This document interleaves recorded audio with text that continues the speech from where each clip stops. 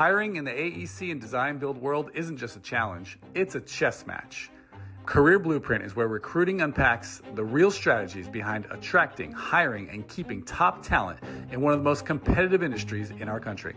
From shrinking talent pools to culture wars and leadership gaps, we will cut through the noise and give employers a clear, actionable game plan. If you build teams that build the world, then this is your blueprint.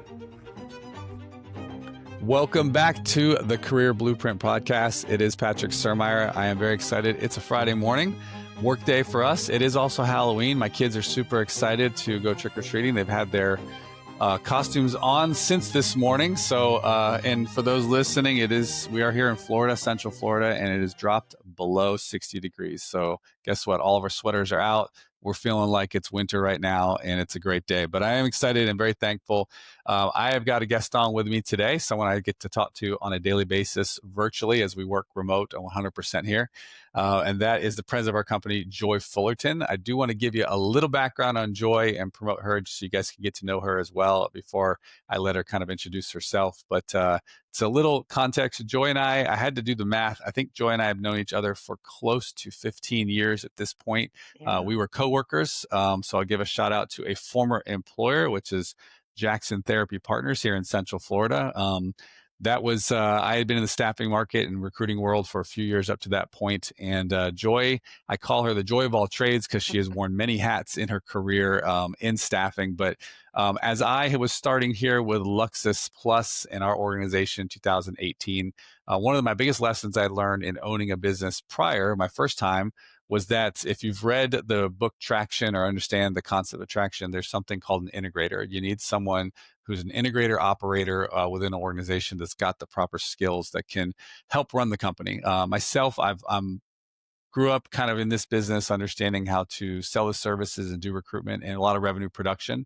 And I cut my teeth on the concepts that it took to run and operate a business. But as many small business owners do, they wear many hats and they never really have their right-hand person who is stronger than them in those areas. And so my first hire was Joy, my first person to reach out to. I knew she had those skills and I was so thankful she joined us. And she's moved away up from director of operations to now president of our company. Still a small business, but wears all those hats for us. And so Joy, that's my short version. I hope that gives it accurate. But yeah. Before I get into your history and your resume, which I want to have you promote a little bit, can you tell us a little bit about life in the Fullerton family with your home?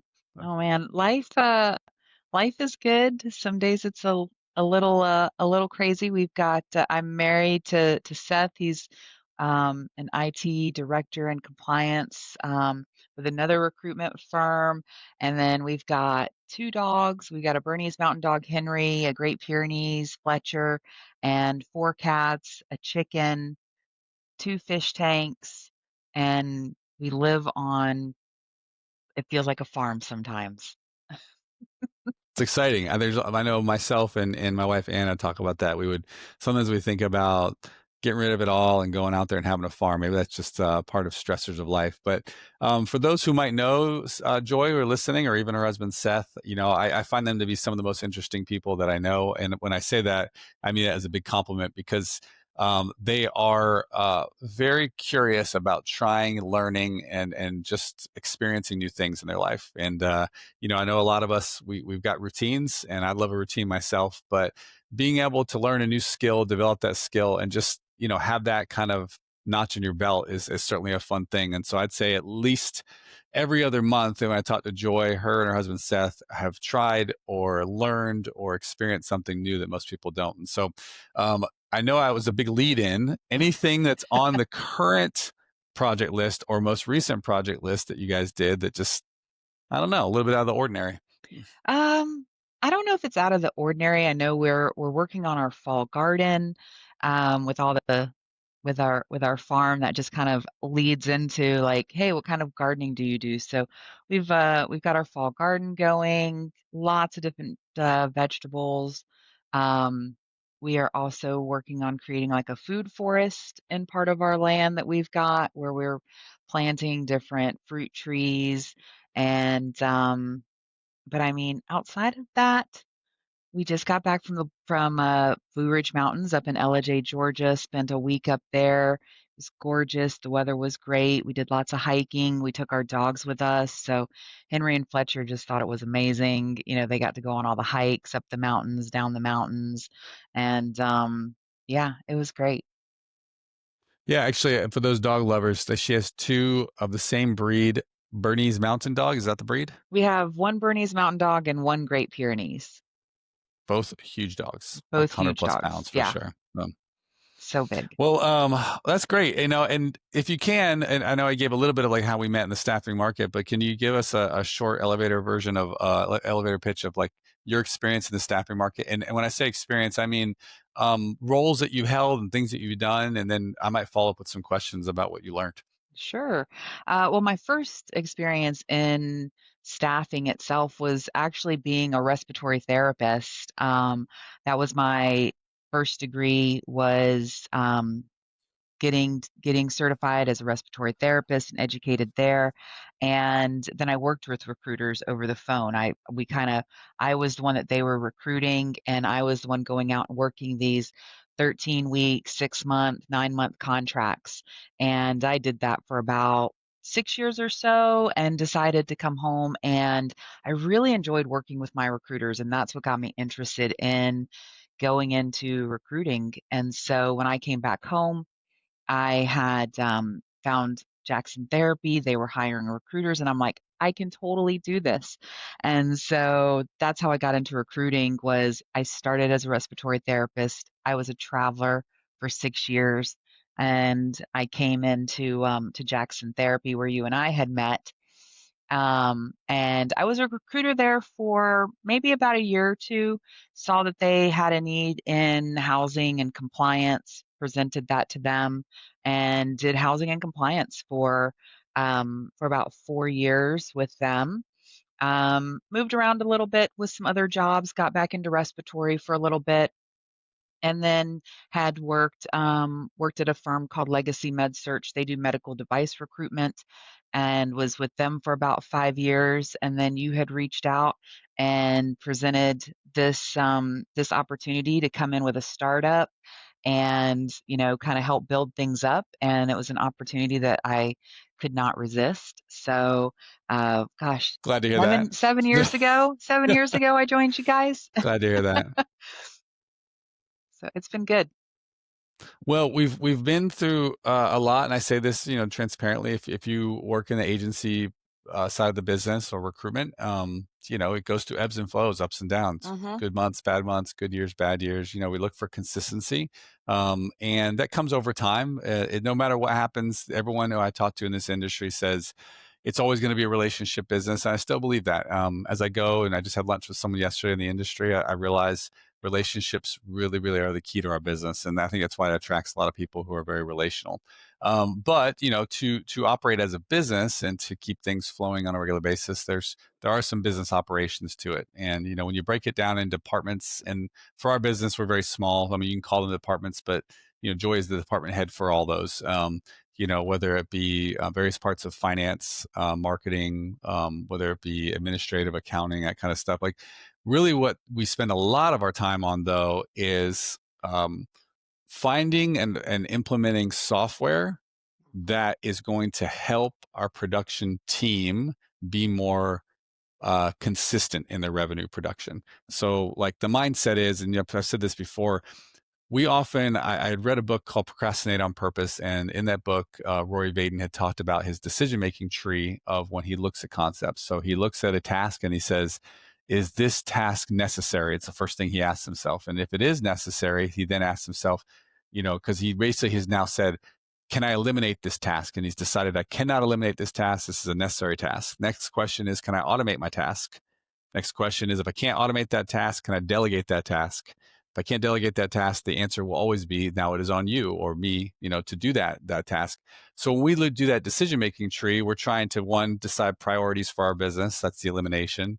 Automation, which we are in that software, and AI is the really top, hot topic right now. Yeah. And then we also then have to look at the last thing, which is, okay, now if we're going to delegate it, we have to have habits and processes internally the way we go about it. So Joy's been very good at the software implementation for our automation, and then also in the processes and procedures. And so those two, I would say, those wheels run really, really consistently hard for us on a regular basis. And so, Joy, I'm going to lead off with a very generalized question, but I'll get more granular within it. But when you look at today's world of the recruiting agency or recruitment world, when it comes to technology, what's the first things that come to mind? What's your general perspective on organizations trying to have success? What should they be looking at? Gosh, that's a great question. I think things that are important for companies to look at are how can everything work together? What's integrating? What's not integrating? How many things do my, recruiters or, sales coordinators or housing coordinators, any department that you have, how many things are they having to log into? How many platforms do they have to go to make everything cohesive?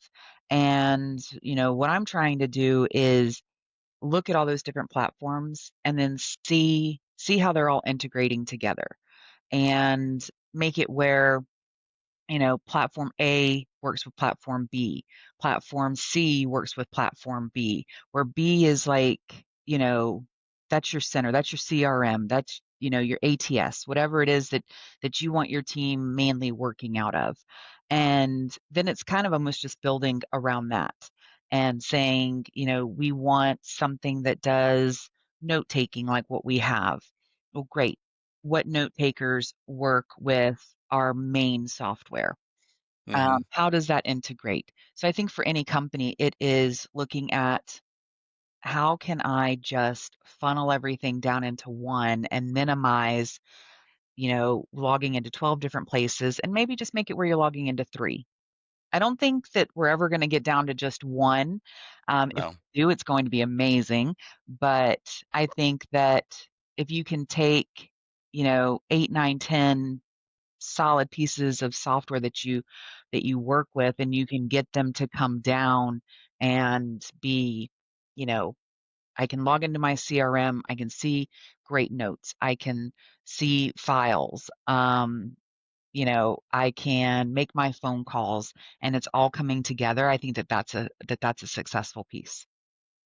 So I'm glad you said that. I am a believer that we're always going to have multiple logins, and so to give you guys a little bit of an idea of our evaluation process, we've got our budget of what we're spending in these different technology tools. Some are in lead generation, some of them are in automation within our own system. The first piece, though, and I encourage everyone, is be very selective and spend your time first, getting the right CRM and applicant tracking system, because what's most likely going to happen once you get really integrated there and your data's in there, it's really hard to extract and then go to a new one. Not to say you can't do it, but like you're going to build up a lot of customization that's going to end up being a heavy task for you if you move. Most of these organizations then are going to integrate with these other ancillary softwares that are within it. And so the questions that Joy and I are often asking is, we're looking at our budget and saying, okay, let's trial a new software or let's demo it. And is it going to replace something? Is it going to be an add-on? And then we're often looking at if it's an addition to the budget of what we're spending, we now have to look at like, how much extra value does it provide to our revenue production Right. staff that would cause them to go from X number of dollars to 1.2 or 1.3 in their production, and that's our way of looking at it. When you look at the software we're using now in our tech stack, do any of them at this current moment stand out to you that you think are the most beneficial to us? Yeah, I think that, we use a software called Quill.ai. I think that one is super beneficial to us. It is a wonderful note taker that integrates with both our CRM Crelate and with our Ring Central VoIP system. So, like, it is working with both of those to make sure that whenever we're having a good, any conversation with clients or candidates, it is taking notes for us. And that those notes are automatically going into Crelate and populating under the note types that we need them to populate under. So if I was thinking of any of them, of course, your phone system, but outside of the phone system, Quill is probably like ranking right up there in those like top two or three. what is that one? Source Whale. It's our marketing platform where we do all of our email campaigns, our SMS campaigns. So like that one is really great because that just helps, of course, get our message out there to our clients, to our candidates, what jobs we have available, what awesome candidates do we have available, and I think that that piece it has a lot of interesting integration in with it as well, as far as one, it does integrate with Crelate. So any of our messages that go out, any of our text messages, again, they go back to our database. It integrates with ZoomInfo, which means that we can enrich people right within Source Whale and then push that information back into Crelate. So like it's all about how, again, going back to how much can just go back to your database without you having to go into a bunch of different places. Our team hardly ever has to go into Quill. Occasionally if they've recorded a call or something like that that they need to, that didn't capture in Ring Central for some reason, then they go in there. But I mean, for the most part, it's working in the background so that they can keep making the phone calls and doing the reach outs to our candidates. Bring up a good point. You and I both agree that the perfect day for a recruiter, a person who loves recruiting or account management, even selling our services, the perfect day for that kind of person is lots of live phone calls where you're Mhm. just connecting, consulting, asking questions, doing the parts the reason why we loved the job in the first place. Many of us don't like typing up, all the notes and No. what we learned from it. We don't like the administrative piece of our CRM of moving, data in different ways. Sourcing, again, there's a certain person who loves sourcing and researching prospects, and we have people on our team that do that. But the life of a recruiter is if you woke up and you looked at your calendar and you had 15 conversations already pre-booked of 15 to 30 minutes each, you'd be super excited because you realize that those are opportunities to connect, which is really what we're looking for. And so we've been always looking for these opportunities to remove admin work and then increase live connections. Mhm. We just happen to live in a world right now where people are there's a lot going on. We're discussing how if you yourself have ever been spammed or scammed by someone on a text or an email, or even I've heard right now on LinkedIn, there's some spamming going on. We're having to find ways to connect more live and real with people so that they recognize our credibility of who we are, who we represent, and why we're reaching out to them. So intent is a big deal in everything that we do. Having the right prospect is a big deal, that fit. Yep. But one thing that I think is a hot discussion, or I believe is going to come full circle, is we're in the AI and the technology, hot piece, but it is having a negative effect to the recruiters in the recruiting world. And there's some ways that it is. And I'm just curious what your opinion is on like, what's the negative side? What's the part we're not talking about right now? Oh man. Well, AI is definitely everywhere. Like I feel like everywhere you turn, it's integrated with everything. Everybody was super fast to try to hop on that AI bandwagon and be like, "Oh, we've got AI here. We have AI here." And it's almost overwhelming how much AI there is everywhere. And then you turn around and you're like, "Well, which one's better? Which one's worse? How do I utilize this? Is that giving me the right responses?" Um, and so, I think that there's definitely things that it's hindering because I think you can go down rabbit holes with it because sometimes they ask you those questions. Do you want us to do this? Oh, well, yeah, I didn't Mhm. think about that. Well, okay. So then they output one response and it says, "Hey, would you like us to add this, this, and this to it?" And you're like, "Oh, okay. Well, yeah, let's do that. I didn't think about that." And now all of a sudden, something that should have taken you like 5 minutes or less, you've now rabbit holed down into 10 or 15 minutes because AI now keeps suggesting things to you.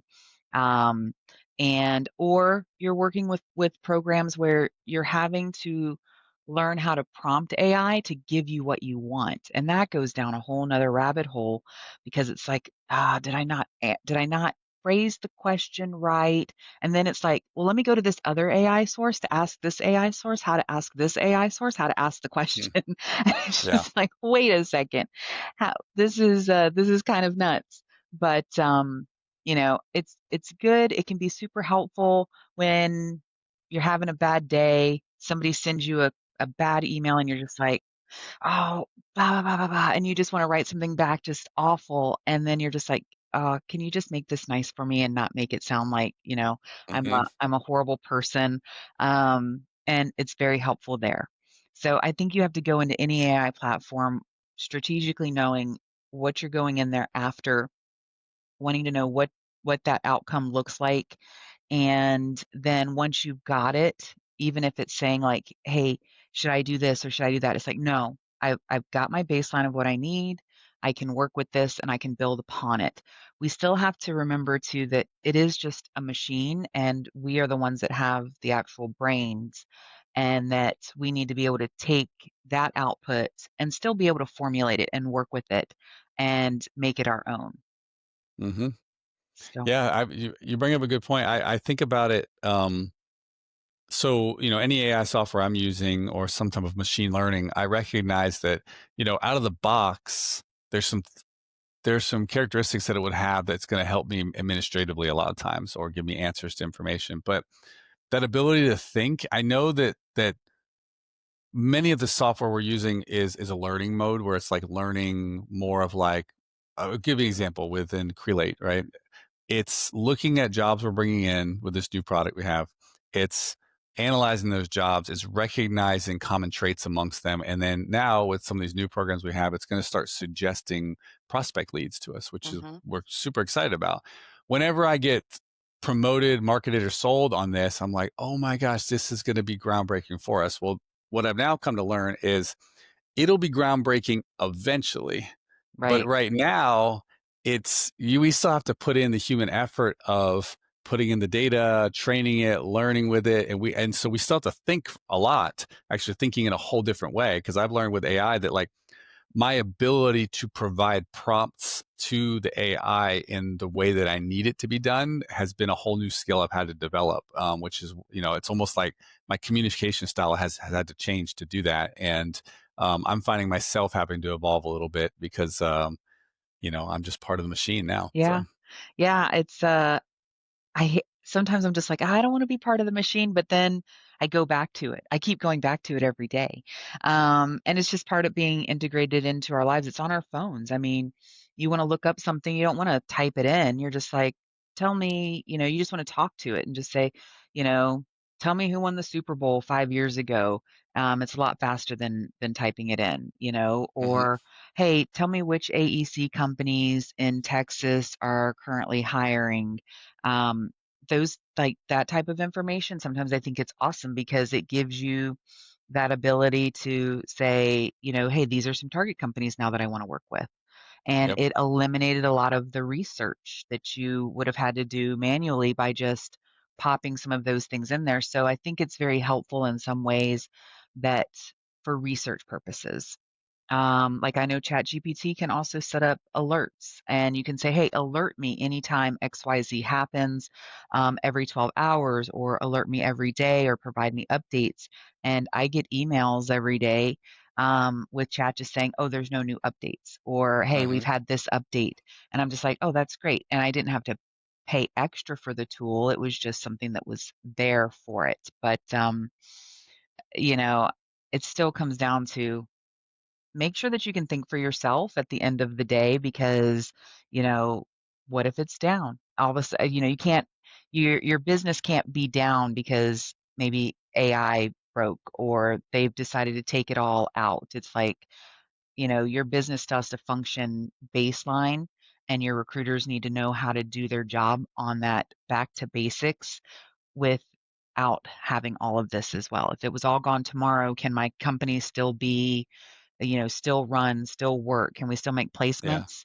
For us, I say yes. You know, we we're in it, but if it was all gone tomorrow, I'm confident that like we're we're not going to be harmed by it. There'll be some inconveniences, but we would still be functioning every day. We'd still be making our placements because at the end of the day, recruitment is getting personal with somebody. mhm. It is making that phone call. Um, it is still sending that text message and getting to know that person.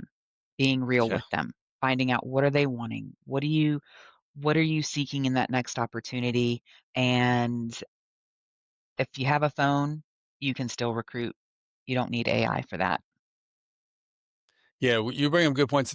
I like when I think of where we are today. I was just telling our staff on one of our meetings this week that you know we exist as consultative recruiters and service providers to these employers because of our ability to ask the right questions, consult them on Mhm. direction, guidance, answers to their problems, challenging them at times. There's a phrase in our business of being an order taker. We can't be order takers because the nature of our business is that the employer has a problem, or even the candidate has a problem. We're trying to solve that problem for them and trying to make a match. Well, to do that though, sometimes we have to like dig behind the surface or see the things that aren't being seen.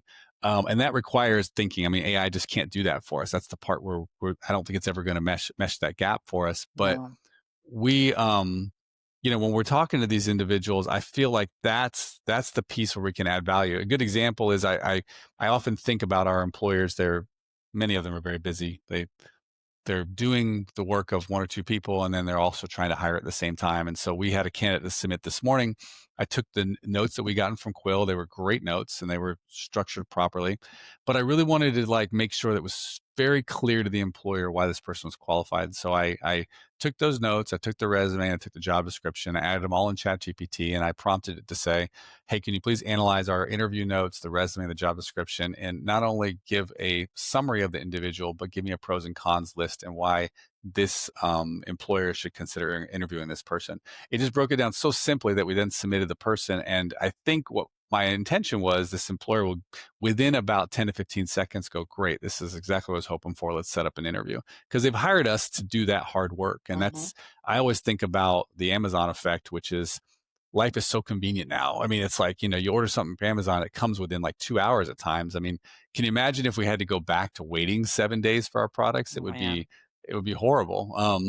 But I'm going to transition. I brought up that topic because, although I talked about your operations piece and although I talked about this software, there is the part that's still, I would say, a gap for all recruiters working with employers, and our own clients have the same problem, is that the simple version of recruiting and staffing is you've got employers who need staff.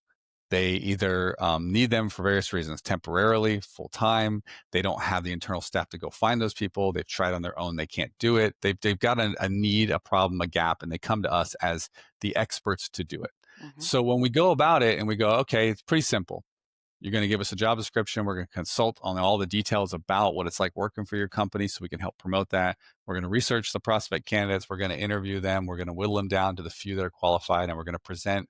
You're going to go through the interview, offer, accept, start. It's just when we talk about it, it's such a simple process. What's not talked about is the gaps all throughout the way that I call them leaks in the boat. And when it comes to the employer side, our clients, there are some parts that I feel like they could improve upon. And I don't know how many of them are going to listen to this, but this is our hope to give you guidance and advice on things you could do internally to help make a smoother process, like less friction, either working with us or just in the hiring in general. If you were to pick out a couple of those things, if you want to call them gaps that employers are having right now in their interview and consideration offer process, what are the some that stick out to you the most right now? Um, gosh, I feel that, these companies, they come to us and I think right off the bat, they all think we're the same.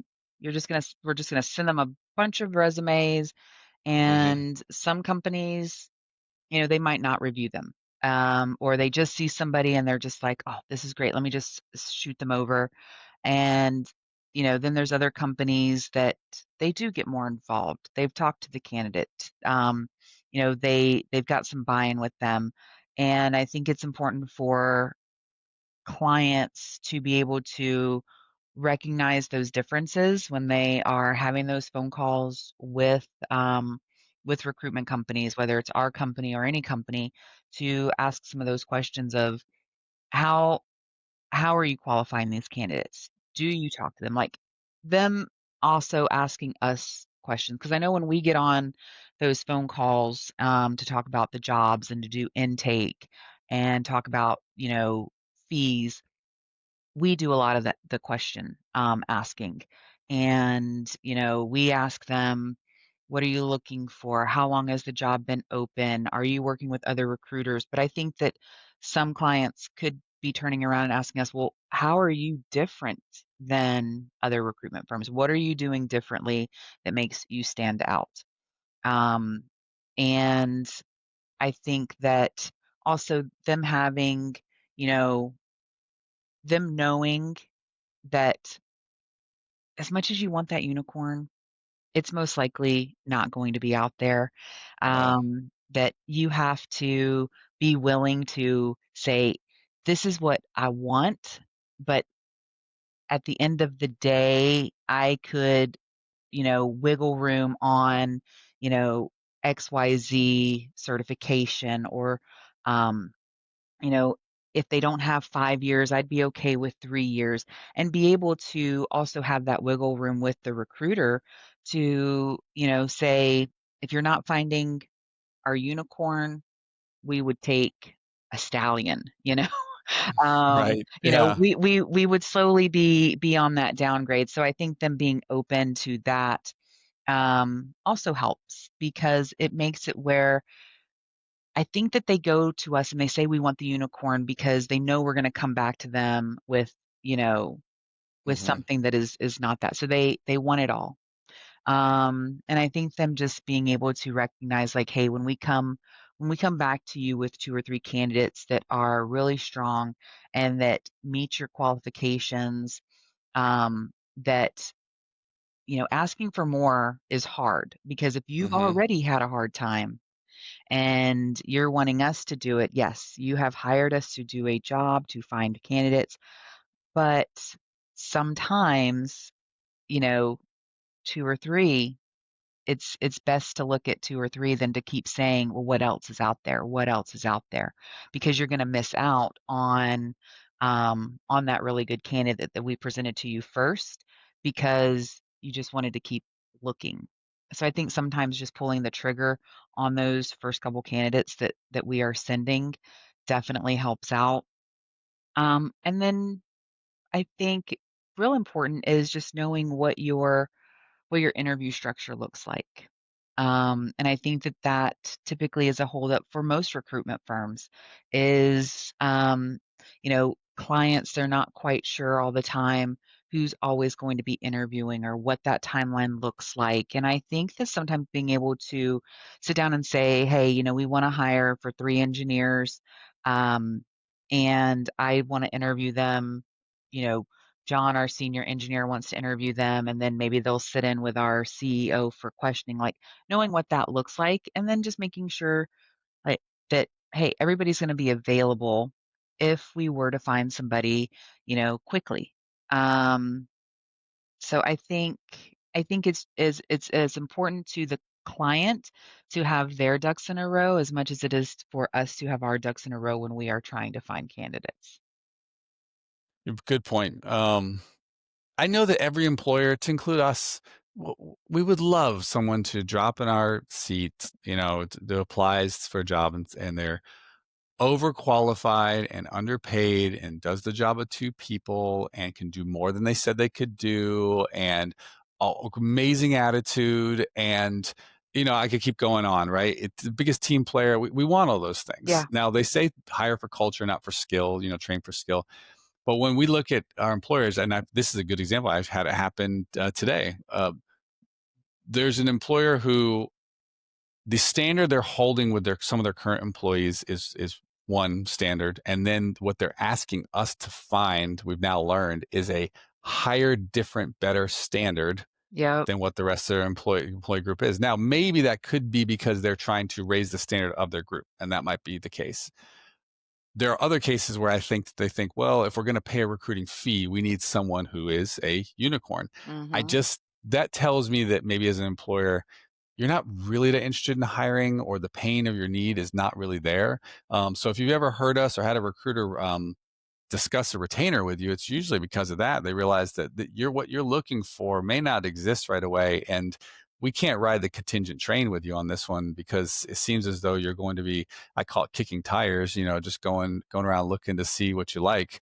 That's just a different kind of model for hiring. And, the employers should come to us who have clear understanding of what they want, why they want it. And they're basically doing it because they're like, we're trying to grow our company and keep the train moving, and we need good people to join us for that reason. Those individuals we have a great working relationship Right. because, we're just helping perpetuate the positive situation they have. And so, I think that's important. You mentioned about some of their gaps. Like, could you think of anything else that a client could fix in their process? Interview was a big one. I think having a clear, defined interview process, but anything they could fix that would help their hiring become more streamlined.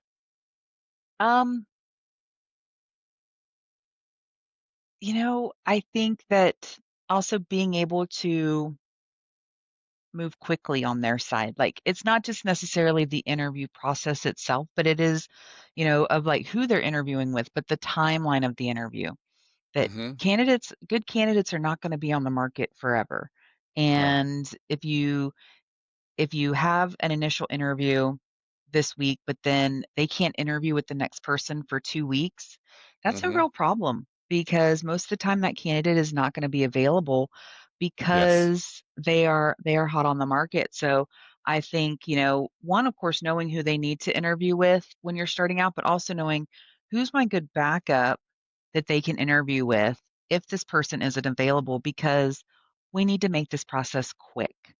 Hmm. And then once we know we like this person, moving quickly on the offer and making sure that we can get that offer letter out to the recruiter, and then out to the candidate. And I always think that, making sure to include us, any recruiter, in on the offer is important because we have built that relationship with the candidate, sometimes a little bit more than the client at that point. And we know if we can get eyes on that offer, like what's going to stand out and be like, "Ooh, I don't know that that one's going to work." We can definitely go to them and present it, but just know that this salary is about 5K too low. I already know that off the bat. Is there anything that we can do to adjust that? And having that client be willing to work with the recruiter in even some offer negotiation before you even get it to the candidate. Hmm. Um, because again, just because you're paying a fee doesn't necessarily mean that you get to undercut the candidate in their pay. Good point. So you actually made me think about two things, and I appreciate you saying this. The first thing would be in the interview process, I like to call it momentum. So I think a scary term that we say in interviewing is we say a quick interview. And that almost denotes in your head, like, ooh, that I'm not being diligent about evaluating this person. That's not what I mean. Right. If you have a defined interview process and defined expectations, and you know what you're trying to assess through the interview, we can define an interview process with you, which is, hey, it's 2 interviews and an offer, and we'll be checking references, and all that can happen within a 10-day window. And I think that momentum, as you mentioned, can break down as you start to have a breakdown in scheduling and availability and willingness to make decisions and shareholder decision making, that kind of stuff. I just encourage everyone that let's define the window of time, the number of interviews, the process. Let's talk to the candidate and say, hey, this is your expectation. It'll take this long. Are you in a position to make a decision, yes or no, within that period of time? Great. Just be ready. Have you talked to your spouse or other significant partner about like this decision making process you're going through?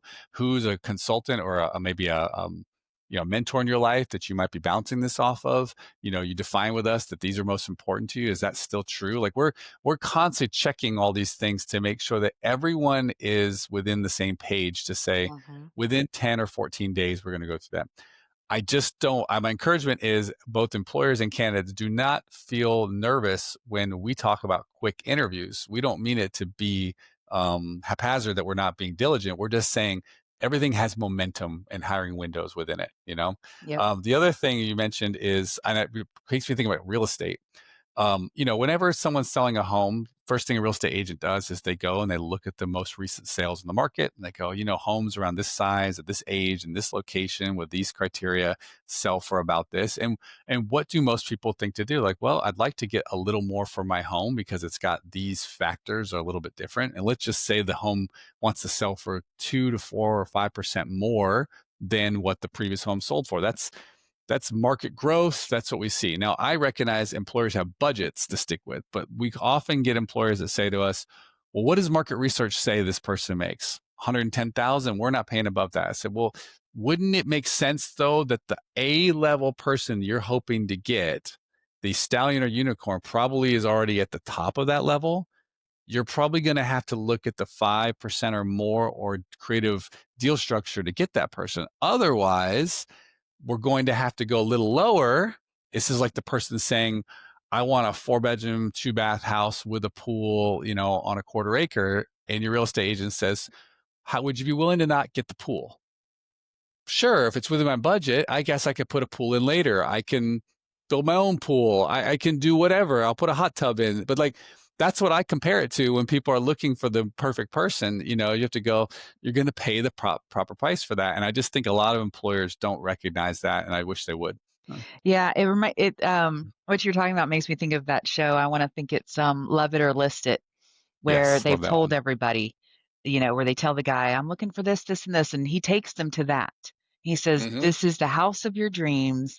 How much do you think this costs? And they're like, you know, oh, 50,000. And he's like, $800,000. And they're just taken aback that what they wanted costs so much.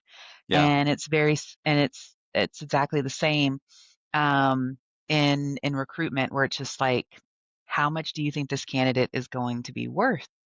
But that is also to not just put everything on to the client, but also the recruitment firm, the business development, the account manager, the recruiter, to make sure that they are asking good questions during those calls to create a partnership, mm-hmm. to make sure. And I love that term, knowledge broker. You are the knowledge broker. You're the one going in knowing what the market looks like, knowing what candidates out there are looking for, and it's your time to share that with those clients that you're talking to say, like you said, this is what we're seeing, this is what's going on, this is how quickly we need to move and to maintain the momentum to keep this person interested in your opportunity.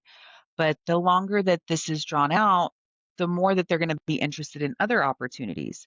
So we have to take that time to build that rapport and that relationship with the client just as much as with the candidate, to make sure that we have a good partnership with them. And then if we can establish that partnership with them, a lot of times it makes it easier for them to also come back and, move things more quickly, keep that momentum going, because they realize we're not just like other recruitment firms. We want to be able to share our knowledge with them, be a partner with them, consult with them, be there when it's time to do, like, your hiring budget, and say, Mm-hmm. what does Q1 of next year look like for you? Um, how can we help with that? And be able to step in as consultants as well, not just as another recruitment firm. You're right. It's a work in progress all the time, and it'll never be a perfect situation, but helping educate people and companies and being able to kind of be the consultant is the right way. Uh-huh. Joy, I enjoy talking to you. We have these conversations a lot on a weekly basis, but now we're doing it live. We're doing it recorded, and I'm thankful that you're willing to share that insight. And I hope this podcast continues to get traction. I've got its intent and where I hope it's going to go, but like all things, sometimes they evolve. But I put my plug in as I will. We would love to interview you if you are in the recruiting world, or specifically our guide and focus is to really focus within our own area of especially which is the design build AEC marketplace. We do want to interview employers and get their feedback. And I'd love to hear the good and the bad, what's gone well when it comes to hiring, what's not going well. We're here to at least bring light to a topic that I think is worthwhile, because it's what we live in on a regular basis. And so Joy, it's a pleasure. We'll talk more throughout the day, but thank you for lending your voice and ear to me today. Thanks so much for having me on today. It was awesome.